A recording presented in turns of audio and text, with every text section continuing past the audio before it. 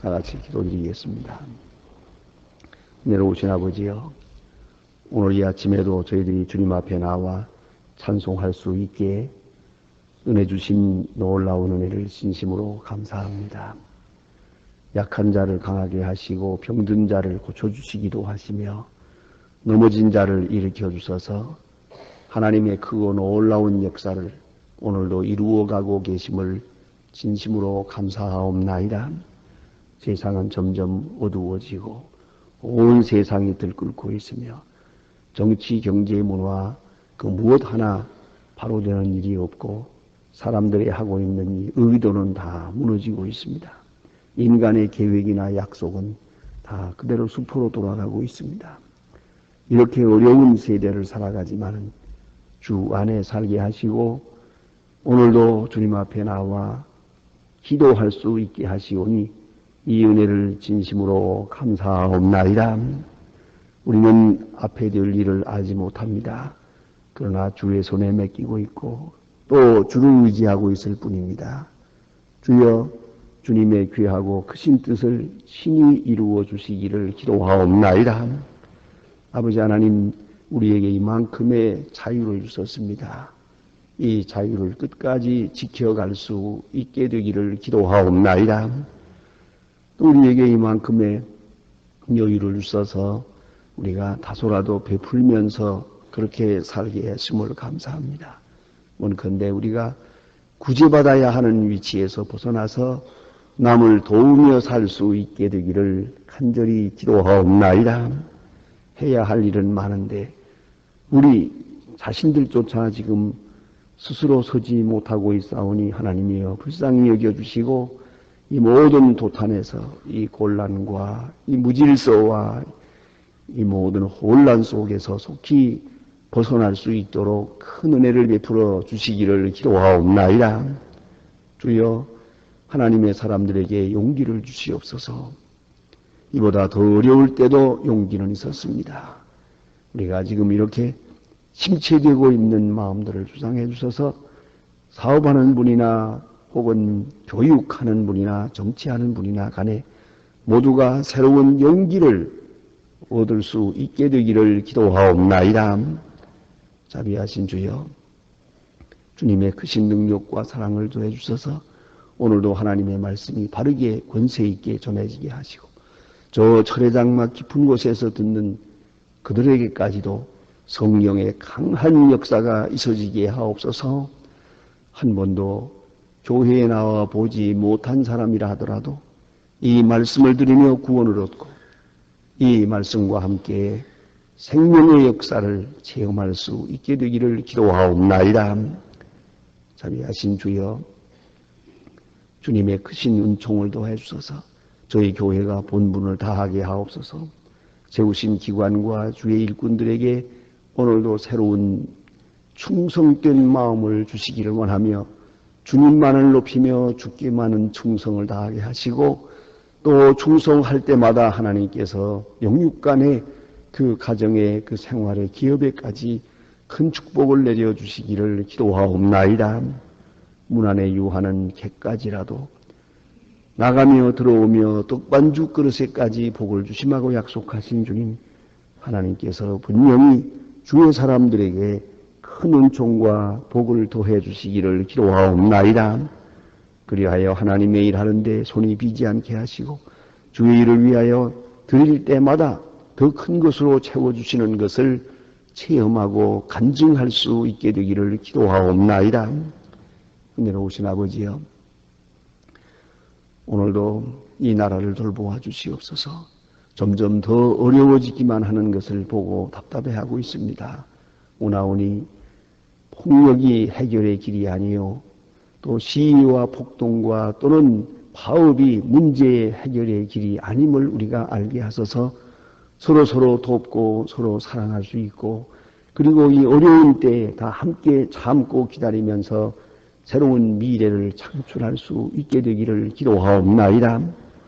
더 이상 서로 마음 상하는 일이 없게 하시고 억제해야 하고 억압해야 하고 또 서로 이렇게 폭력 가운데서 우리가 시달려야 하는 일이 없기를 기도하옵나이다. 마음 문을 열어주시옵소서. 그리고 고요한 가운데서 잃어버린 진실과 겸손과 온유와 성실을 되찾도록 도와주시기를 기도하옵나이다. 기업을 하시는 분들이 기쁜 마음으로 일할 수 있고, 노동자들이 실바람 나게 일할 수 있고, 또 모두가 자기의 맡은 바에 충성을 다할 수 있는 그런 새로운 분위기로 나아갈 수 있게 되기를 기도하옵나이다. 주여, 직업을 잃어서 애타하는 분들, 위로해 주실 분들은 또한 새로운 마음으로 길을 열어주시는 주님의 손길을 볼 수 있게 되기를 기도하옵나이다. 자비하신 주여, 저 북녘 땅에 은혜를 더해 주시옵소서.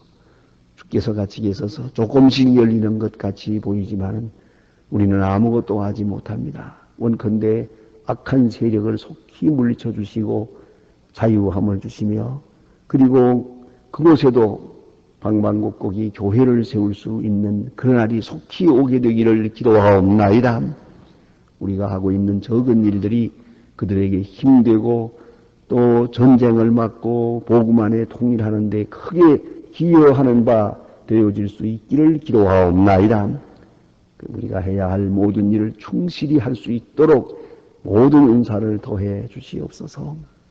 오늘도 해외에 나가 있든지 군문에 있든지 여행 중에 있는 사람들, 그리고 공부하는 사람들, 그리고 분주하게 내망하는 사업하는 분들에게 은혜를 주시고, 또 소망의 식구들 가정에 여러 가지 어려운 시험 당한 가정에 주의 복을 내려주시고, 병중에 있는 분들과 슬픔을 당한 가정에도 큰 은사를 더해 주시옵소서.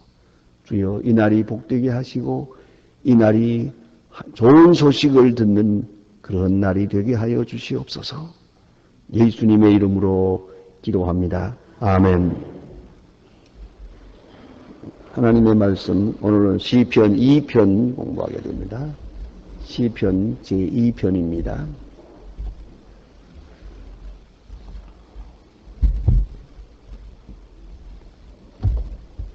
시편 2편 1절로 12절까지 보게 됩니다. 시편 제2편입니다. 지금 다 같이 한 목소리로 봉독하시겠습니다. 어찌하여 열방이 분노하며 민족들이 허사를 경영하는고, 세상 인군들이 나서며 관원들이 서로 꾀하여 여호와와 그 기름 부음 받은 자를 택 우리가 그 맨끈을 끊고 그 결박을 끊고지라 하는도다. 하늘에 계신 자가 웃으시며 그의 저희를 비웃으리로다.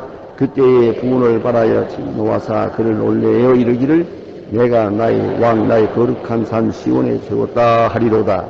내 영을 위하노라. 여호와께서 이르시되 너희는 내 아들이라. 오늘날 내가 너를 낳았도다. 내게 구하라. 내가 열방을 유업으로 주리니 내 소유가 땅끝까지 이르리로다. 내가 철창으로 저희를 질그릇같이 부수리로다. 그런즉 군왕들아 저희를 지혜를 얻으며 세상의 관원들아 교훈을 받을지어다. 여호와를 경외함으로 섬기고 그를 즐거워하니 그 아들에게 입맞추라. 그렇지 아니하면 분노하시니 그의 정말 끝과 같느냐. 여호와를 알지 않는 다한 복을 얻으리로다. 아멘. 오늘 본문에 주신 말씀은 시편 150편이 되는 이 시편 중에 가장 뜻이 깊고 또 그리고 더 메시아적인 그런 시입니다. 여러분 시편과 잠언을 보아나가려면은 여기에 메시아에 대한 예언들이 있는 것을 볼 수 있습니다. 어떤 의미에서 이 구약 성경의 총 주제는 메시아를 예언하고 있는 겁니다. 근데 이런 모습으로 저런 모습으로, 때로는 간접적으로 혹은 상징적으로 혹은 직접적으로 혹은 역사적 사건을 통하여 계속해서 메시아에 대해서 예언을 합니다. 우리가 그것을 알아보아야 됩니다. 그래서 구약은 신약을 예언하는 것이것이다. 예수 그리스도를 예언하는 그런 모습으로 이제 그 성경 전체 문맥이 흘러가고 있습니다. 그 가운데 이 시편 중에 특별히 오늘 이 편은 메시아에 대해서 직접적으로 예언하는 그런 내용으로 되어 있습니다. 그 점을 깊이 생각하고 봐야 됩니다. 가장 메시아의 그런 색채가 짙은 그런 본문이라고 볼 수 있습니다. 여기에 메시아에 대해서 먼저 몇 가지로 지적해 말하고 있습니다. 하나는 뭐냐면 그 기름 부음 받은 자 이렇게 말합니다. 기름 부음 받은 자라고 하는 말이 있습니다. 이 점을 우리가 먼저 생각해야 되겠고요. 기름 부음 받은 자. 둘째는 또 여기 보니까 내 아들이라 그랬어요. 아들이라고 말합니다. 이렇게 두 가지로 말하고 있는데요. 이 의미를 잘 깨달아 알아야 합니다. 기름 부음 받았다 하는 말은 특별히 지명했다는 말입니다. 소위 스페셜 미션입니다. 그러나 우주적인 특별한 사명을 주어서 세웠다 하는 그런 뜻입니다. 기름 부음 받았다는 말은 그러니까 하나님께서 그에게 특별한 사명을 주었다. 예수 그리스도께서 세상에 오실 것을 말해주는 것이고요. 또 그 다음에 너는 내 아들이다. 내가 오늘날 너희를 낳았다. 그랬는데 이것은 하나의 말씀의 선포입니다. 예수 그리스도에 대한 선포인데 여기서 내 아들이라 하는 말을 합니다. 그 왜 아들이라는 말을 하느냐 하면 하나님을 아버지라고 할 때 그 하나님이 이제 육체를 입고 이 땅에 오십니다. 말씀이 육신이 되어 이 땅에 오시게 될 때 그 본체 되시는 하나님은 아버지 하나님으로 상징적으로 표현이 되고 이 세상에 오셔서 우리 가운데 역사적인 사건 속에 오셨던 그분을 메시아를 가르쳐서 아들이라 부르고 또 그 다음에 우리 가운데 우리 마음속에 우리 모든 사람의 심령에 직접 오셔서 감동하시고 역사하시는 그 하나님을 성령이라고 부릅니다. 그러니까 성부, 성자, 성령 이렇게 해서 삼위일체의 교리가 성립이 되는 겁니다. 가끔 우리는 이 삼위일체에 대해서 많은 회의를 가집니다.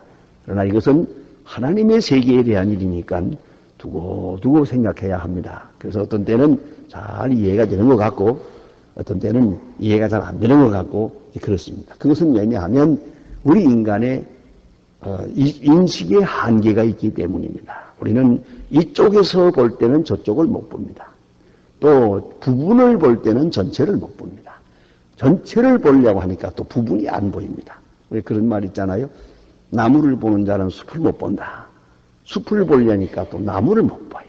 꽃을 보려니까 산을 못 봐요. 우리는 그래요.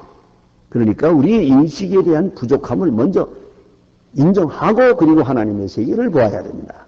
우리는 우리 자신이 하나의 인격을 가지고 있기 때문에 시간과 공간의 제한을 받으니까 우리 인식 자체도 한 천에서만 보는 그런 것이 있습니다. 그래서 이쪽에서도 보고 저쪽에서도 봐야 되는 이걸 종합할 수가 없는 것이 인간의 결점입니다. 그러니까 이제 삼위일체를 이해하는 그 비사 중에는 제일 좋은 것이 이제 태양입니다. 태양이란 우리가 모든 인간이 또는 생물이 다 태양계에서는 태양의 그 영향 하에 있습니다. 태양이 있으므로 우리가 있습니다. 또는 태양열을 지금도 받아서 우리가 이만큼 체온을 유지하고 태양열을 실질상 식물이 받고 그것을 우리가 먹고 사는 겁니다. 그러니까 태양 에너지를 먹고 산다. 이렇게 말할 수가 있습니다. 그 태양이 모든 우리 육체적인 생활의 중심입니다. 근데 그 태양이 우리와 어떻게 관계가 되느냐 하면 먼저는 태양 자체가 거기 본체가 있습니다. 저기 둥글둥글한 불덩어리가 저기 있단 말이에요. 그건 그대로 변함없이 있고 그 다음에 그로부터 이쪽으로 오는 빛이 있습니다. 눈에 보이는 빛. 빛은 우리 어떤 의미에서 우리가 태양을 동그랗게 볼 수 있는 것도 그것도 그가 우리에게 발산하는 빛 때문에 보는 겁니다. 그걸 알아야 합니다. 그러니까 이 광년이라고 하는 그런 원리에 의해서 말하면은 빛이 저기서 번쩍했다고 하면 말이에요. 번쩍한 것이 여기까지 도달하는데 몇백 광년이 걸립니다. 몇백 년 동안 여기까지 빛이 오고 있는 거예요. 어떤 때는 저기서는 지금 그 본체는 없을 수 있어요. 그래도 그때 한번 번쩍한 빛이 계속 오고 있기 때문에 여기 와서는 오늘 내가 보고 있습니다. 내가 지금 보고 있다고 해서 저게 지금 꼭 그 빛의 본체가 있는 게 아닙니다. 빛도 그만큼 거기까지 발해서 가는 시간, 거리가 있기 때문입니다. 이걸 쉽게 설명하려고 하면은 여러분 소리를 말할 수 있습니다. 여기서 손뼉을 내가 딱 하고 치면은 저기 가서 소리가 전달이 되는데 나는 이미 쳐서 끝났습니다. 그러나 저기 전달되는 한참 있다도 전달이 됩니다. 그것이 바로 뇌알입니다. 그러니까 빛이라고 하는 것이 그 본체로부터 우리에게 옵니다. 우리가 보는 것은 그 빛입니다. 그 본체가 아닙니다. 빛을 통해서 본체를 알고 있을 뿐입니다. 그 점을 분명히 생각해야 합니다. 빛이 여기 와 있고요. 그게 바로 예수 그리스도라고 볼 수 있고, 그 다음에 그 빛이 여기 오면서 우리에게 눈에 보이지 않는 열이 있습니다. 혹은 적외선, 자외선이라고 하는 보이지 않는 그 태양빛에서 오는 생명적 변화가 있습니다. 이 자외선이라는 것 대단한 그 의미가 있는 겁니다. 자, 그러니까 보이는 빛이 있고 보이지 않는 빛이 또 있어요. 이게 바로 성령의 역사입니다. 본체는 태양 하면 그 하나님 아버지, 그 다음에 그것으로부터 오는 빛이 있으라 해서 온 그 빛은 아들, 그 다음에 우리 가운데 역사에서 지금도 살아서 역사하고 있는 하나님의 영을 우리는 성령이라고 부릅니다. 이게 성부, 성자, 성령 이렇게 함께 역사하는 겁니다. 그걸 잊지 말아야 합니다. 그런데 오늘 여기에 지금 나타난 말씀은 그 성자 되는 분을 말하는 겁니다. 그래서 그를 가르쳐서 한 사람을 세상에 보내겠습니다. 이것은 예수님께서 이 땅에 오셔서 역사하실 것을 예언하는 것입니다. 그 기름 부음 받은 자, 그렇습니다. 보내서 구원의 역사를 이루겠는데 그를 가르쳐서 기름 부음 받은 자 이렇게 말합니다. 그 말이 바로 메시아입니다. 메시아 마사라고 하는 말은 기름 붓는다는 뜻입니다. 그래서 이 메시아 기름 부음 받는다. 그리스도 또 크리노라고 하는 말도 기름 붓는다는 뜻입니다. 그리스도 메시아 같은 말입니다. 메시아는 히브리 말이고 그리스도는 헬라 말입니다. 그러니까 기름 부음 받은 자, 즉 예수 그리스도를 가르친 말씀입니다. 이제 하나님께서 만 백성을 구원하시기 위하여 지명된 한 사람을 세상에 보내겠습니다. 그 보내면서 지금 하는 말을 오늘 성경에 이 시편 기자는 영감으로 읊고 있습니다. 기름 부음 받은 자가 온다. 그런데 그 앞에 열방이 어찌하여 분노하는고, 어찌 그를 대항하려고 하는고, 어찌 그에게 대들려고 하는가, 어찌 대적으로 여기는가. 그 서로 꾀하고 경영하는 일들이 얼마나 가소로우냐 그거죠. 왜냐하면은 그 맨 끈을 끊을 수 없을 것이고 그는 당할 수가 없을 것이다. 메시아의 위력, 메시아의 우주적 능력, 그 권세를 찬양하는 그런 말씀이 옵시다. 그런 거로 어찌하여 열방이 분노하며 민족들이 어찌하여 허사를 경영하는고. 메시아를 누구도 막을 수가 없다. 그의 하시는 역사는 너무나 위대하기 때문에 그런 말씀이 옵시다. 그리고 이거 보니까 주께서 저를 비웃으리라 그랬어요. 비웃는다. 왜요? 대항할 수 없는 자를 대항하니까. 메시아를 대항한다는 것은 한심한 일이니까. 역사적으로 돌아가 봅시다. 사실 빌라도가 대항했죠. 그가 망하죠. 가야바가 예수를 죽인다고 죽였죠. 그러나 예루살렘이 멸망됩니다. 얼마나 허사를 경영합니까?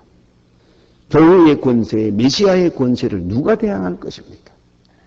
그런 거로 이 기름 부음 받은 자 메시아를 저항하든가 대항하는 것은 참 헛된 일이다. 그런 거로 하나님께서 비웃는다 그랬어요. 그런 허사를 경영하지 마라. 이렇게 말했고요. 그 다음에 또 너는 내 아들이라 하는 말은 하나님을 아버지라고 했기에 기름 부음 받은 자를 아들이라고 부르고 있습니다. 그래서 한 가지 짚고 넘어가야 될 것이 있습니다.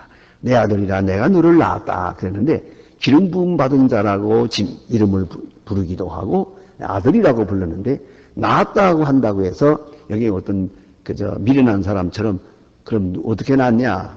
그럼 그가 아버지면 아들은 누구냐? 어머니는 누구냐? 이렇게 얘기합니다만 그거는 그런 뜻은 아닙니다. 아주 이건 우리말과 좀 달라서 이제 그 영어에서 보면 재미있습니다. 영어에서 아브라함이 이삭을 낳고 이삭이 야곱을 낳고 그럽니다. 그런데 그건 아버지가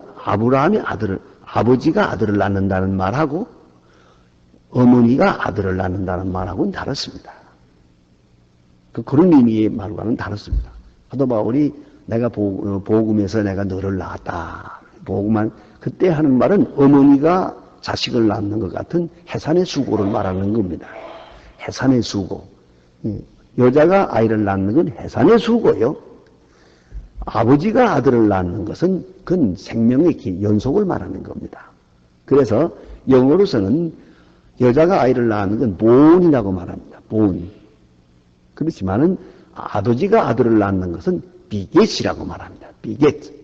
에이브라함 beget 아이작 이렇게 말합니다. 그러니까 beget 그렇게 나옵니다. 낳는다고 해서 다 여자가 낳는 것 같이 낳는 건 아니잖아요. 그 아버지가 아들을 낳았다 할 때에 그건 성격이 좀 다릅니다.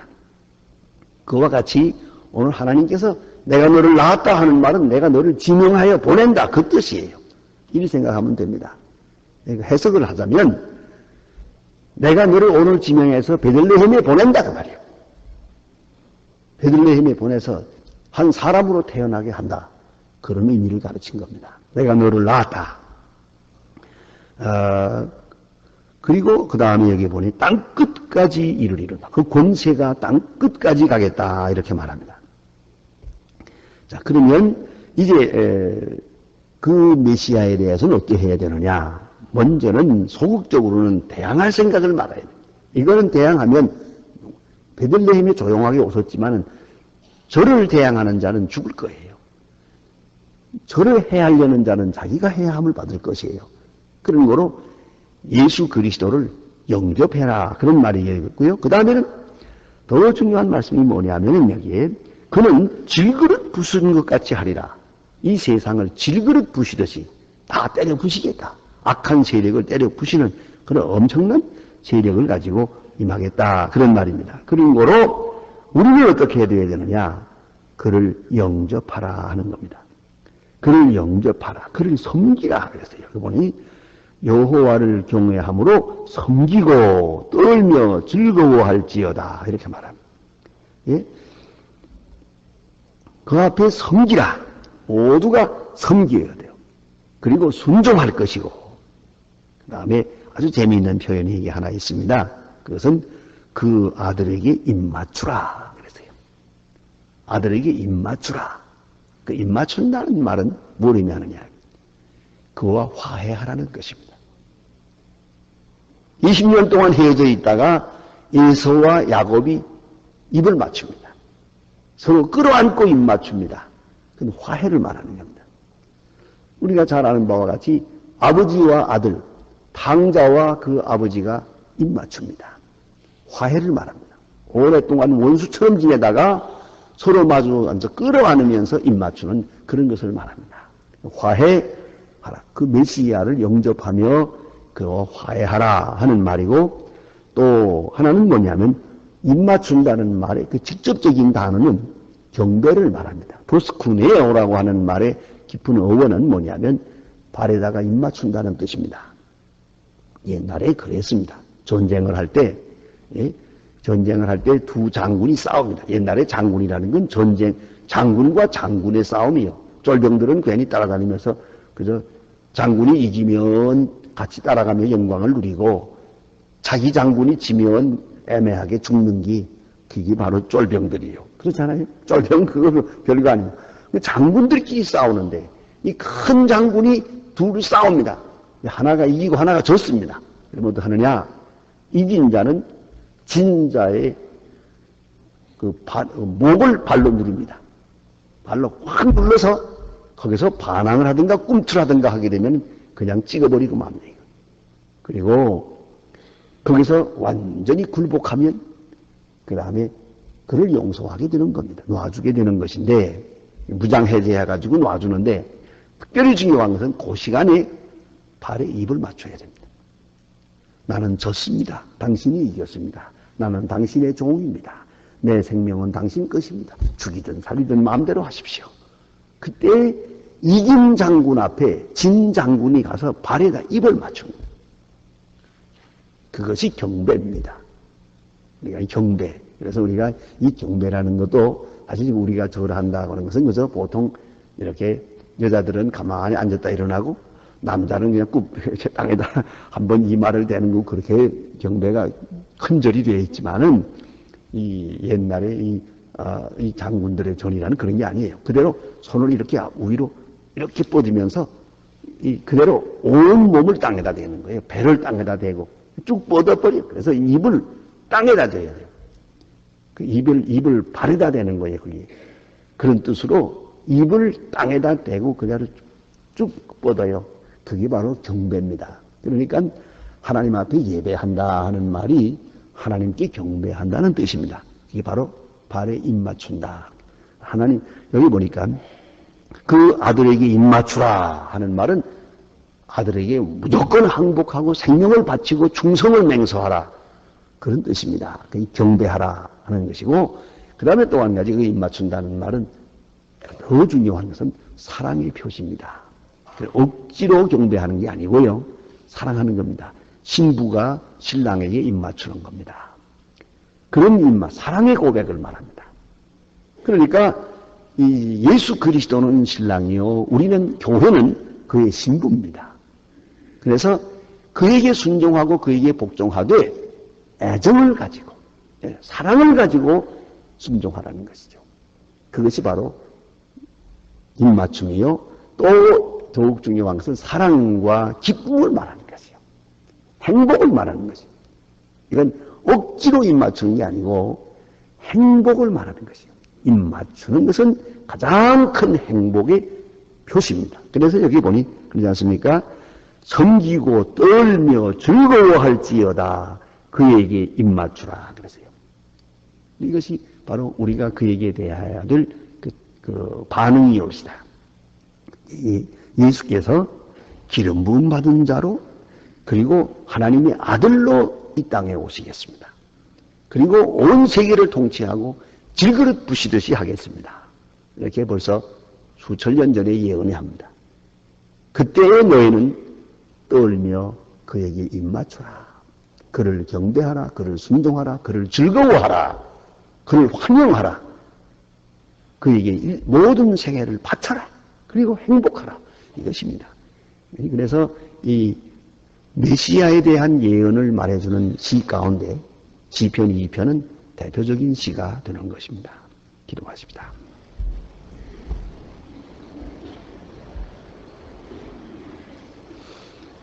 하늘에 계신 우리 아버지시여 이름이 거룩히 여김을 받으시오며 나라의 마옵시며 뜻이 하늘에서 이룬 것 같이 땅에서도 이루어지이다. 오늘날 우리에게 일용할 양식을 주옵시고 우리가 우리에게 죄진 자를 사해 준 것 같이 우리 죄를 사해 주옵소서. 우리를 시험에 들게 하지 마옵소서. 다만 악에서 구하옵소서. 내게 나라와 권세와 영광이 아버지께 영원히 있사옵나이다. 아멘. 아멘. 자유로이 기도하시다가 돌아가시겠습니다.